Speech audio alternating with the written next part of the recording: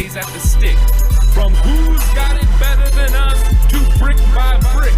It's always the 49ers way, from off-season to game day. Yeah, we talk back. It's the 49ers Cutback.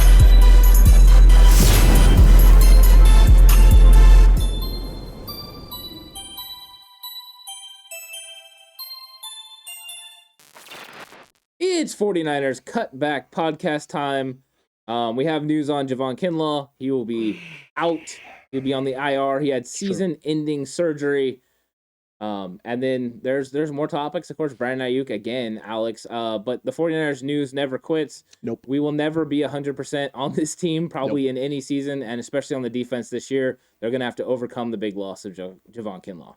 It's huge. It's a huge loss. It absolutely sucks. We both were thinking they could manage this, and the staff was thinking they could manage this. Kinlaw was thinking they could manage this, because if that weren't the case, he would have just opted for surgery to begin with in the first place to get him 100% healthy. But no, now we're without this guy for the season. Guys are going to have to step up.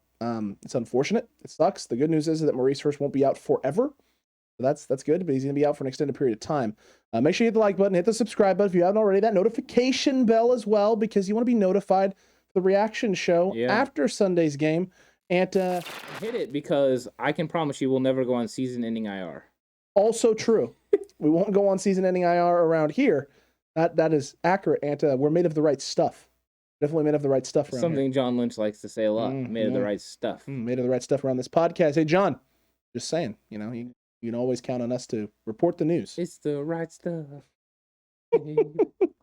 Look, the Kinlaw stuff is just unfortunate. It sucks, man. It's awful, but I would much prefer this guy make this decision now, go through the process, make sure that we get through his rehab correctly. If there are any other further setbacks with his knee, that he has as much time as humanly possible to get himself healthy, get himself right, and make sure that we have this guy going forward. It's unfortunate. I did enjoy Eric Armstead's comments a few weeks ago talking about how his second and third year in the league, he spent a lot of time on IR, and that, it stopped his progress early in his development, but he was able to overcome those things. This is unfortunate, but if he's able to get healthy going into year 3 and he's able to work with Chris Kasarik all offseason, do the things he needs to do, I expect him to take that huge jump in that third season for Javon Kinlaw, because limited this year, he looked like a dominant force to be reckoned with, and definitely could get some things done positively for this team. A healthy Javon Kinlaw for a full season, and I like those odds. I would hope so. I mean, the thing is, this guy's got an injury now where he's going to be out.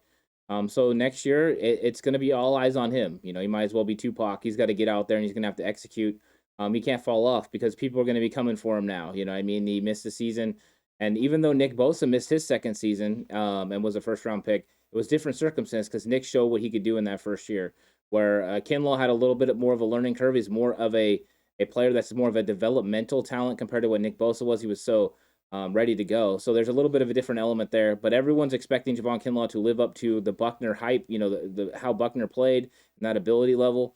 And Kinlaw hasn't been able to do that. So next year he's going to have to do that, and he's going to have that pressure. He did spend all off season at the facility working out and grinding. So the effort part is not a problem. So I think he can do it. It's unfortunate that he's going to be missing the year, but if it was going to put into question next year and his development, then yeah, you do it now. You go ahead and make sure that he's going to be in the right situation, because ultimately you care about this player's health.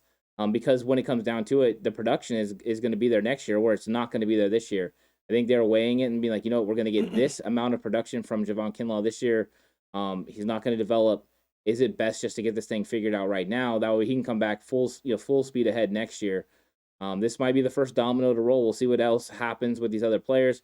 But, now they have other defenders that they can activate. So let's see how they handle this and who is going to be starting in that role. If I had to guess, right off the bat from what we saw with some of the play, it's going to be either Kerr or Givens or, one of those guys playing this interior spot. The defensive line did take a hit. Yes, it definitely did. This is unfortunate. It sucks. And again, it's just the nature of how things are with San Francisco right now with this defense is you're just not going to have all your pieces necessarily healthy at one time. This is a big blow, because now you're no longer with Verrett for the year, so you'll never be healthy, fully 100% at the cornerback spot. You're never going to be fully healthy now at the interior D-line spot, but bright spot after the Sunday, you hopefully should be getting Dre Greenlaw back. So rolling at, dang near close to 80%. And I like 80% right now, especially with the way Aziz Al-Shaair has been playing and stepping up. Hope isn't lost, but the path is difficult for San Francisco.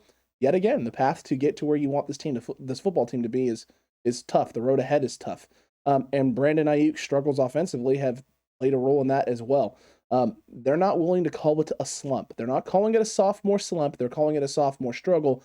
And the reason why they're clarifying that specifically is Lynch and Shanahan are talking about how typically when someone goes into that slump category, that sophomore slump, they completely fall off in terms of, work ethic, the things that they're doing. It feels like you're drowning, like you'll never escape, the struggles that you're dealing with your route running, your concepts, winning one-on-one, things of that nature. Aiyuk is grinding, and we saw last week that there were some times that Aiyuk started to win some of these one-on-one matchups and is getting open in space when he has the opportunity to. So, Shanahan's talking about how for Aiyuk right now, it's not a slump. He's just struggling, but he's overcoming. Yeah, he's overcoming it. He thinks he's making strides, and that's what's important with Brandon. And that's why all this stuff, the whole time, they were all signals to him that he needed to get it going. They were trying to motivate him. And sometimes when you're trying to motivate somebody in private, they don't always heed those moments, and they don't listen to what you're having to say. So they went a different route, and they started putting a little bit of pressure on him another way. And it's not always the best route to go. I don't really care for it a whole lot, talking through the media. But the 49ers have been doing it a little bit with Brandon. And it seems to be working because Brandon is making strides and Brandon's improving what he needs to do.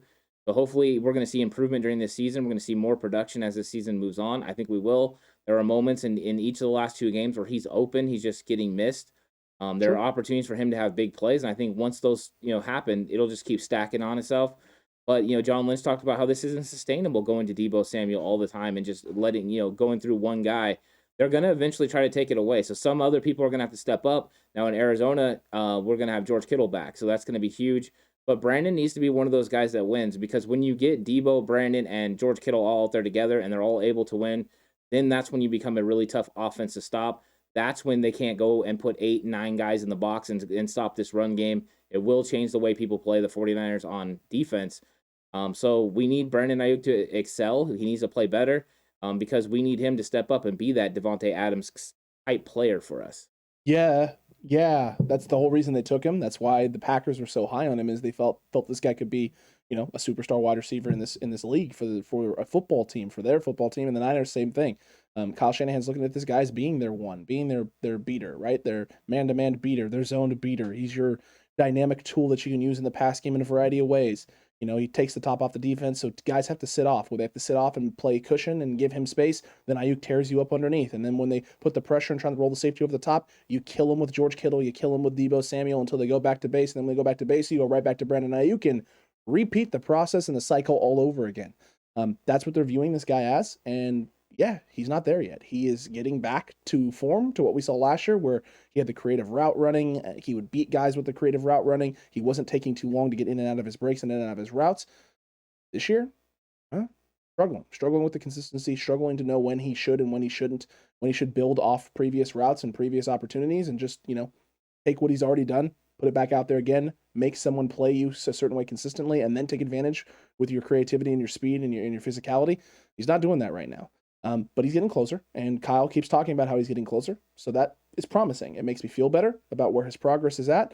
We'll probably see the version of Brandon Aiyuk we're all hoping to see later on in this season. That'll be unfortunate. But if he can get there sooner than that, if he can get there in the next few weeks, it'll be huge for San Francisco, because especially if you get this big win against the Bears, you now put yourself in a position where Cardinals are coming off of a loss at home. You have to go down to San Francisco. You have momentum building on your side. And if all the pieces and the stars start to align offensively, that can make up for the fact that you're now without Kinlaw for the rest of the season.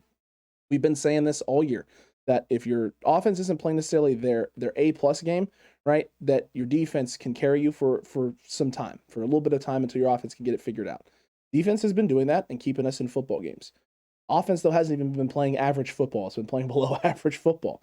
It's time. It's time for the offense to take the next step. It's time to get yourself to above average. I'm not saying excellence for 4 quarters, but if we can get excellence for 3 quarters, or excellence for 2 quarters and average for 2 quarters, and we're scoring on, some drives in the second, some drives in the third, and then having a great first and a great fourth, that's a step in the right direction for this offense. It's a step in the right team step in the right direction for this team. And we're going to go from a team right now over the last few games is putting up 18, 20 points a game to a team that's putting up closer to 30, getting yourself into those mid-20s, and that makes the job for the defense a lot easier. Yeah, and I'm about to make a prediction, a spoiler, not a prediction. Ooh. Brandon Aiyuk is going to have a big game against you. They're going to get him the ball. They're going to get him the ball early and often. They're going to have a game plan for him. The only reason you make comments like this about a sophomore slump is if you expect somebody to come out of the sophomore slump. So I think this is going to happen. I think Deebo Samuel's calf will help play into that. But the Bears proved in film that they're going to try to take away. Are you marking this down? Oh no, I'm changing my fantasy roster right now as we speak. I honestly do believe Brandon Aiyuk is going to have his biggest game of the season, and I think that the Bears are going to try to take away Deebo Samuel, and Brandon Aiyuk is going to have some success early in this game, and Kyle Shanahan's going to manufacture some plays for him. I think he can take advantage of the secondary, and I think Jimmy Garoppolo is going to have some clean pockets to be able to get him the football, and it's going to be something that works out. So if you're watching this game, you're going to enjoy what Brandon Aiyuk does, and I think everyone's going to be talking about, we should have been doing this the whole time. But it's because he's finally getting to that point where he's ready to go and he can fit into this game plan, and the game plan is going to work out for him. And the key part, Deebo Samuel has proven himself to be one of the top wide receivers in this league. There's absolutely no doubt that that's why Jimmy Garoppolo went to him on that play. We've got the best receiver. He's going to win this battle. He did win. Jimmy made a bad throw, but True. I think this is the game. So get ready. Get your, if you got fantasy or whatever. If you want to believe me, you don't have to believe me. Oh, I'm believing you, bro. Brandon's starting in every league. I got Brandon I got Brandon this week.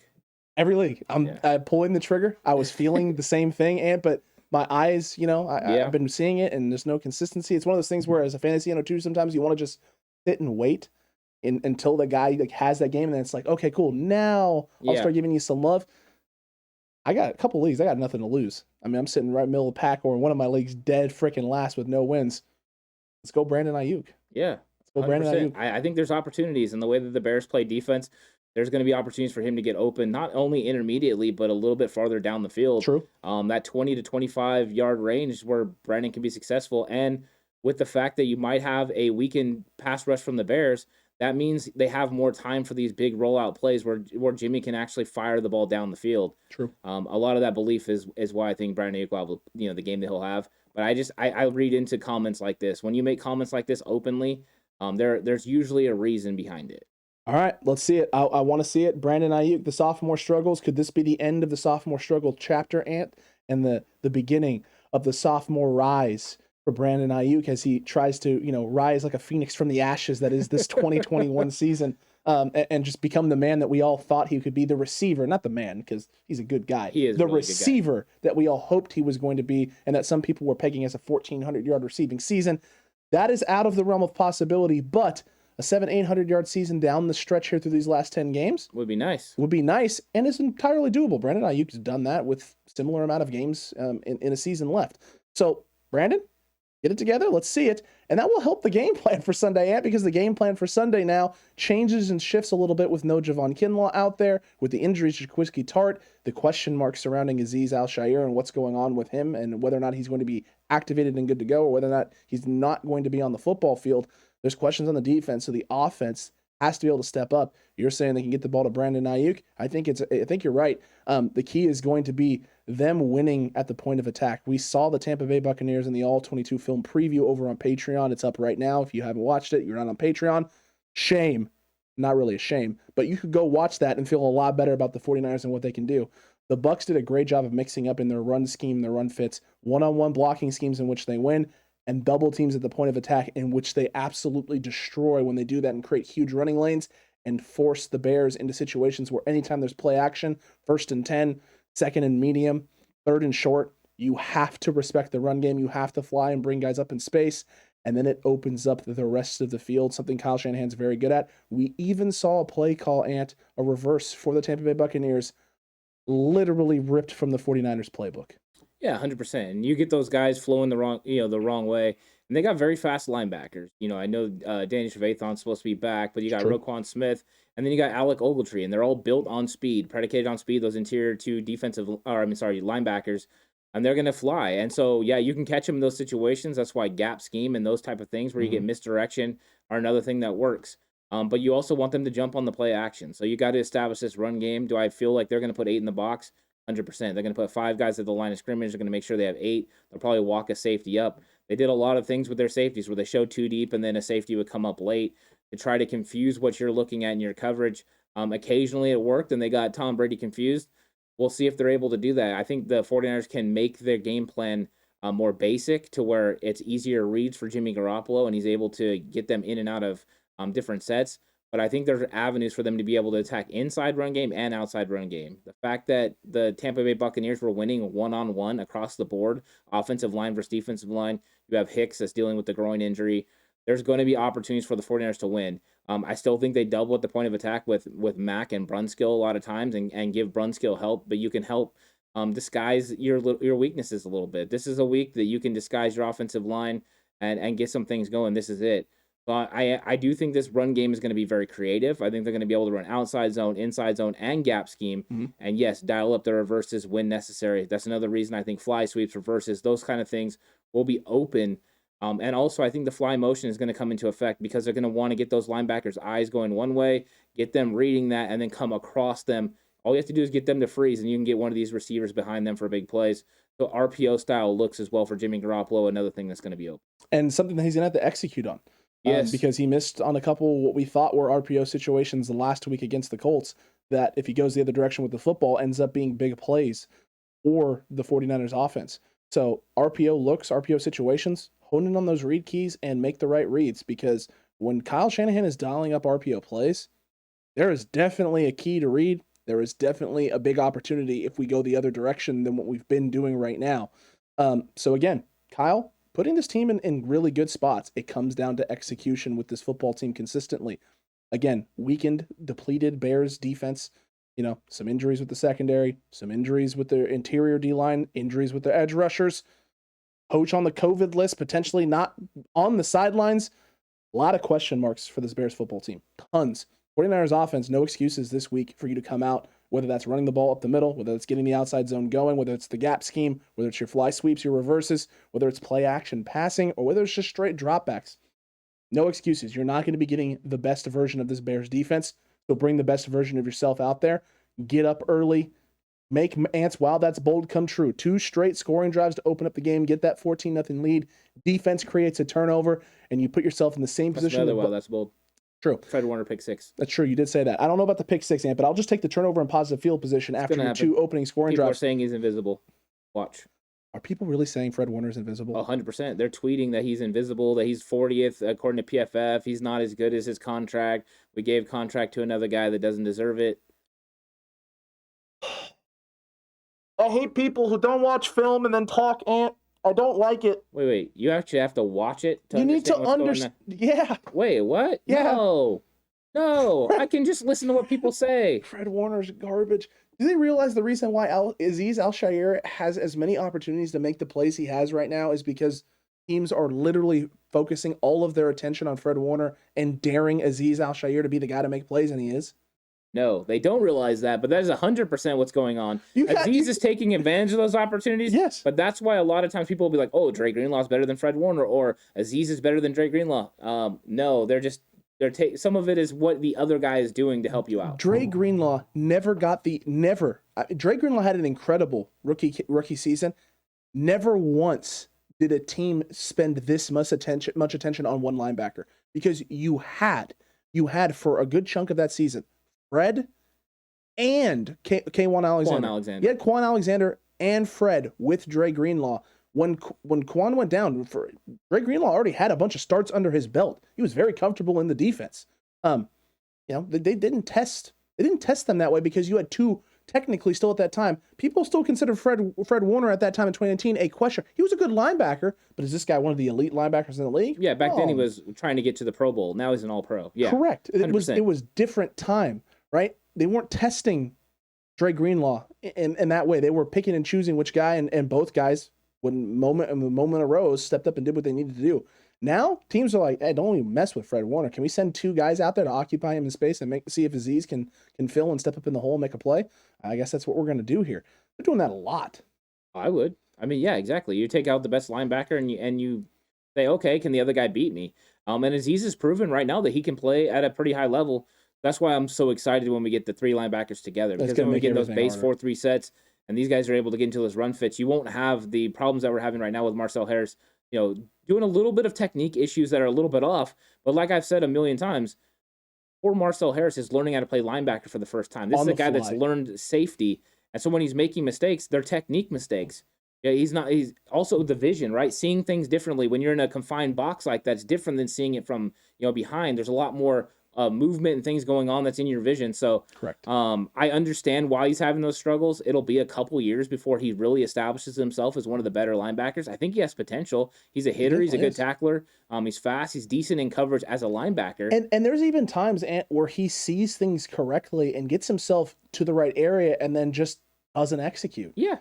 Like you talked about, the technique is poor and he gets blown off the spot and now there's a big running lane. Yeah, he gets bodied. I mean, he really does. They get into him and you can't let that happen. You have to use your hands. You have to shed blocks. You have to rip. It's also hard to use your hand when you got a club. That is true. It's going to be harder and harder with the finger injury that he has. So, but I think that is something big. But I had to bring that up a little bit because, people are starting to turn on Fred a little bit, and I don't understand it. Because Fred is one of the premier linebackers in this league. He's one of the best ones, but I think he's going to rise to the occasion. And remember, this is a guy that talked about how he's backing Jimmy Garoppolo. One of the main ways you can back him is by making a play. I think he'll make a play in this game. He's too smart. He's going to take advantage of the rookie quarterback. They're going to disguise something. They'll show an A-gap blitz or something. Justin's going to think he has something. Doesn't have anything, and it gets picked for a touchdown. And the cream always rises to the top, yeah. Always up to the tip top, yeah. That's the Fred Warner effect, yeah. Sorry. Macho Man. He's our macho man in the middle. I'll tell you what. He's our macho man. I want to be Fred Warner. I want to be like Fred Warner. And then defensive game plan is all about, number one, after watching the All-22, bring the pressure. Justin Fields does not respond to... Don't not blitz. Aldo said you don't have to blitz Justin Fields in order to confuse him. You're right. You're not wrong. But the All-22 film preview, blitzing is a recipe for huge success. You got to be like the fan in the Varsity Blues. Six? Got to go six? Six blitzers? Six guys? This ended six? Yeah, you want to bring 5 or 6 on almost every single play. Disguise coverages. Confuse him. He gets confused. He goes away from what would be open to another route. The receivers don't know exactly where to sit down sometimes. You can tell they're out of sorts. Even the great Allen Robinson at times making mistakes because I think they just don't feel that chemistry with Justin Fields right now. It's unfortunate. He's got a lot to learn, but he's trying. I mean, I feel bad for him. He's really trying. And I do have a question for you. Yeah. 49ers blow this Bears team out. Okay. You become buyers. Buyers at the deadline. Just say. Theoretically. I'm hearing Bears fans talking about they need to move on. It's time to move on. He's just not doing it in this offense anymore. Yada, yada, yada. Maybe the front office feels the same way. Buy on Allen Robinson? I know. He's on the franchise tag. It's a 1-year rental. What are you going to give up for Allen Robinson? And then what are you going to have to pay him? There's always been a fascination with Allen Robinson to San Francisco. There has been. Ever since he became a free agent, and ended up with Chicago. But I just don't think financially they'll make that sort of a move. Okay. I know Emmanuel Sanders was that kind of move for the 49ers where they were able to get it done. But you're not going to be able to give up a late round pick to get Allen Robinson. I wouldn't think so, unless they just want to get the money off the books. If they're looking, they might sell low. But the problem is I don't think the 49ers have the money to make it work. I don't think they want to as far as their plan goes. And right now, with the way the quarterback play is going, there's no guarantee you're going to get Allen Robinson the ball consistently. True. But he would be a nice addition to that wide receiver core. I mean, now with him, Aiyuk, and Debo, it sounds really nice. And if something happens to George Kittle, you don't have the drop-off in the receiving game because you have that third receiving option that you know is going to win at times. Yeah, I think 100% as far as skill level and actual player himself, he would fit in very nice with San Francisco. I think fiscally it doesn't make a lot of sense. Well, thank you for clarifying. But yeah, I understand it. That's why as soon as you started bringing it up, I'm like, oh, I know exactly where you're going with this. And it's almost like we're on the same page sometimes, even when we don't talk about things pre-show. It's crazy. Yeah, 100%. We're thinking the same. That's always good. There's a connection. Look, simpatico. Look, I do agree with you though with the defensive game plan and the way that you attack this team is by bringing that pressure. You put 5, you put 6, and you go, and you disguise it too. And you can even show 6. I mean, we saw the Bucks a couple times showing 7 and rushing 3, showing 6 or 7 and rushing 4, but it's different guys. There are a lot of ways that you can go about bringing pressure, or even just when you send 4, disguising it to make it look like A when it's really B. We saw them running some very, very unique cover 3 looks that shifted into cover 2 that had Justin Fields just going, huh? What are you doing, guy? He's not good at understanding the field and right depth and basically how DBs are releasing or playing off the football and what that tells you about the coverage and what they're doing. So there's a lot of things that the 49ers could do this week to just really mess with this kid's head, roll it late, show it late. The question will be is how comfortable are they doing that with the rookie themselves out there in Talanoa Hufanga? Yeah, I think Hufanga is going to play in and around the box sometimes, and he's going to get after Justin Fields. We talk about in the All-22 about the defensive end for Tampa Bay getting so deep and creating those run lanes because they got a count, for Justin Fields. I think that you can use a safety that way. You can bring somebody else off. That way you don't have to worry about those cutback lanes for Herbert in this run game. And so I think the 49ers will continue to do that, bring extra guys. Sometimes it'll be him. Sometimes it'll be Jimmy Ward. The way the 49ers have played left and right safeties, I don't look for them to change. Hufanga has been looking pretty good. So we'll see what they do with the defensive game plan with the safeties in the box. But I think one thing is Justin Fields always a good runner. He wasn't looking to run the football. He is a little gun shy as far as taking contact. He's taken so much this year. So they didn't run a lot of read option either against Tampa Bay. So I think they're scaling back the amount of times that he's running the football, which is good for the 49ers because a running quarterback usually gives them fits. The good thing is they've went against 2 quarterbacks that are way more accurate than Justin Fields at this point in his career. True. And Russell Wilson and with Kyler Murray. And if you can go ahead and stop those guys and keep them somewhat in the pocket, you can definitely do it against this guy. So they're trained in that area. The one thing that's going to help them, they don't have to run man coverage. They can run zone the entire game and keep their eyes in the backfield and on Justin Fields. So that's big because he can't figure out what's going on. Him and Trey are similar as far as how they're reading coverage. The one thing I will say is watching the Arizona film compared to watching Justin Fields against Tampa Bay. Trey's above. Trey, his running technique, just getting outside the field in the pocket, the way he's able to move, he is farther along than Justin Fields, which is crazy to say because Justin Fields has been playing NFL football games. But you can tell Trey is just a little bit farther there. Both of them struggle with reads, but I definitely feel more comfortable with the Trey Lance pick watching game film of Justin Fields now more than I did even when we made the pick. Here's the thing. We watched Justin Fields versus the Bucs specifically, which is him having 4 starts under his belt. You would think at some point in time there, after 4 starts, yes, you're playing a good Bucs team, but something on the film would make you go, man, there's definitely some progression here. He's definitely taking the next step. I haven't seen it yet. And he's a 1-2 read guy. If you take away his first 2 reads, there's nothing there. No, there's nothing. He's looking to run. He's looking to get rid of the football. And even then, he's not really willing to run. He's just willing to extend and try to just get outside the pocket, look for something. There's nothing there. And he's not willing to throw away right now either. We haven't seen him throw the football away a lot, which is recipe for getting hit more. Check down. Yeah. So, look, I do. I feel much more comfortable with Trey Lance. Yes, Trey struggled, but there were times where Trey found the right guy. There's also a time where Trey extended and then made plays with his arm after extending the play. Haven't seen as much of that from Justin Fields. In fact, we've seen Justin Fields extend with his feet and have opportunities to attack, miss the guy he should actually go through, and then turn the ball over. Yeah, he missed Darnell Mooney wide open along the sidelines, and he could have had a big play there. I mean, he was outside the pocket to the right where Mooney was. So he's rolling right into it. There's no reason to miss it. I think, that's one thing I do. I think I feel really confident with Trey Lance. And now even watching some of the film and just seeing how gun-shy Justin Fields is. Now, we'll see how he does Sunday. He might prove everyone wrong. True. But if that is really the case, then I love the fact that Kyle Shanahan has been protecting Trey Lance and not putting him out there, because if it's going to be what's happened to Justin Fields, we don't want that, right? Well, that's going to affect you for I think years. Trey a little bit, though, is a different mental than Justin Fields. Agreed. Because Fields kind of sulks a little bit when he's struggling and stuff. Trey, I think, will just keep going out there and boom, boom, boom. Think back to last year, too, at Ohio State, that Indiana loss, right? Or the Indiana game where they almost lose to Indiana. I don't know if they lose or almost lost to Indiana, where Indiana came out and laid the hammer down early on Justin Fields, hit him in the pocket, hit him when he scrambled. He made a lot of mistakes early in that football game. Very similar to what he's dealing with right now with Chicago. He's getting hit a lot, getting hit early, making mistakes, missing guys, throwing the ball errantly, not handling pressure very well. And like you talked about, after a certain amount of time of taking some hits, it starts affecting what you're willing to look at, how long you're willing to stay on options and stay on reads. And we saw that in that Bears game later in that second quarter. Blitz is coming. He knows the blitz is coming. He's looking to the side of the field. He should. There's a guy coming wide open, and he literally just comes off it because in his mind, he's going, I'm about to get hit. I got to find. even though the guy's literally about a step away. He could literally wind up and get rid of the football, and the guy's going to be wide open and space sitting in the zone. He's not trusting it because he knows he doesn't have that much time. He knows he's going to get hit, and he's trying to get the ball out of his hand. Yeah, and that's why my key matchup was seeing ghosts. It's him versus the 49ers pass rush and the getting pressure on him, because the fact that Nick Bosa is there, the fact that D Ford is there, whether they're getting pressure on that play or not, he knows they're there psychologically, and his internal clock is going to be going off. He's going to have to get rid of the football, and he's going to force some stuff, and there's going to be opportunities for turnovers. The 49ers can create that, and that's part of the reason, that I have a lot of confidence in the Niners in this game.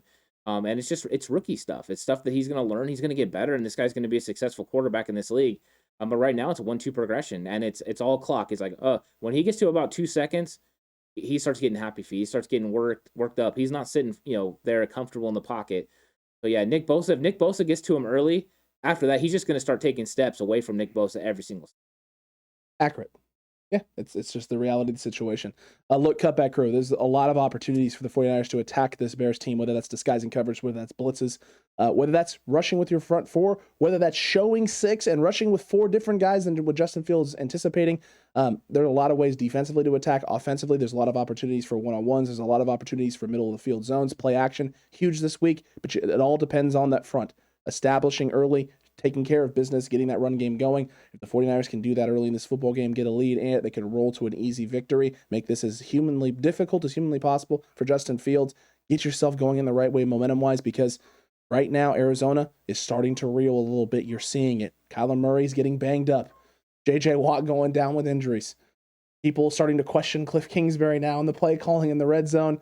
The darlings of the NFL, as I like to call them right now, the Arizona darlings. Maybe not so darling after this loss this week. The 49ers can take advantage of this in a huge way, get themselves going in the right direction, take care of business against the Bears, take care of business against Arizona, and all of a sudden, everything's coming up San Francisco. Is there a coincidence that I believe that the Cardinals lose and then Brandon Aiyuk takes a step forward? Absolutely not. Brandon Aiyuk is taking a step forward. He's a good thing coming out of Arizona. Bad things are about to happen in Arizona. But we need Brandon Aiyuk to have a big game. I think he's going to have a big game. I'm doubling down on that. And I'm ready for the San Francisco 49ers to go out and execute on offense. First 2 drives, touchdown by Jimmy, touchdown by Trey, and then Fred Warner with the pick 6. It's coming. Specific, Ant. It's going to happen. I love it. And if for some reason it does, I'm just going to sit here with the biggest, cheesiest smile on my face the whole time with a thumb up.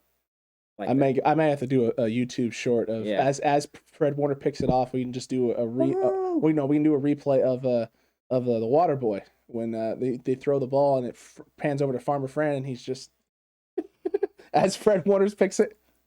I might even wear my Fred Warner jersey for this game. Hey, yeah.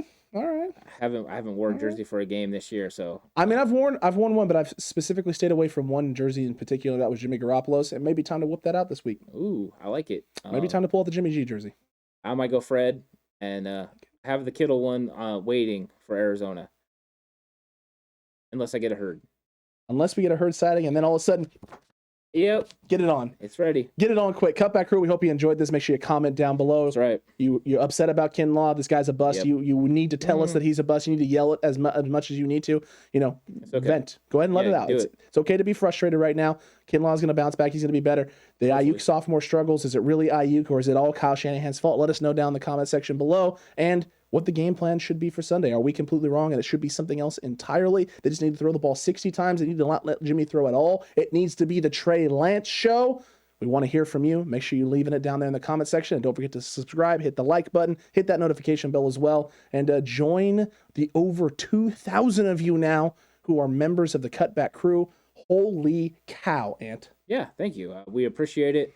It's been a nice growth year, and we've had a lot of great people that have come along the way, and a lot of great conversations with all of them, and it's great. Whether you're a day one or you've just got here, it's exciting to hear what you guys have to say in the comments. I went through a bunch of the comments yesterday and commented back, so I appreciate everyone that does it, even if it's a comment that I'm not happy to see. I'm still thankful that you took the time to leave a comment and let me know your point of view. Some of them might give me a nice chuckle. Some of them are hilarious. Frank's been killing it with some of the funny ones. True. And then some of them are very smart and they're about football and all that. and then some of them are some hot takes, and all those have place in our comment section. Absolutely. And I go through and read them, and like most of them.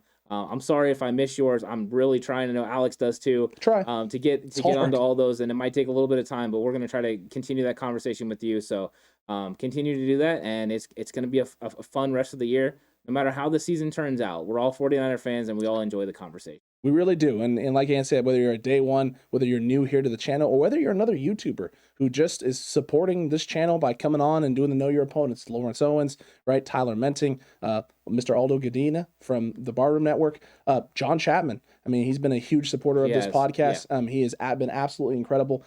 Jay in the Bay, wanting and willing to work with us and do a show here for all of you, the Cutback crew, taking time out of his day to accomplish that and do that. We really cannot thank all of you enough. You really help this channel grow. You really help keep this channel turning. Man, what a wonderful experience this has been at. You and I both hoped that this would be and turn into what it's slowly morphing into. But man, we are blown away by the amount of support that we're getting.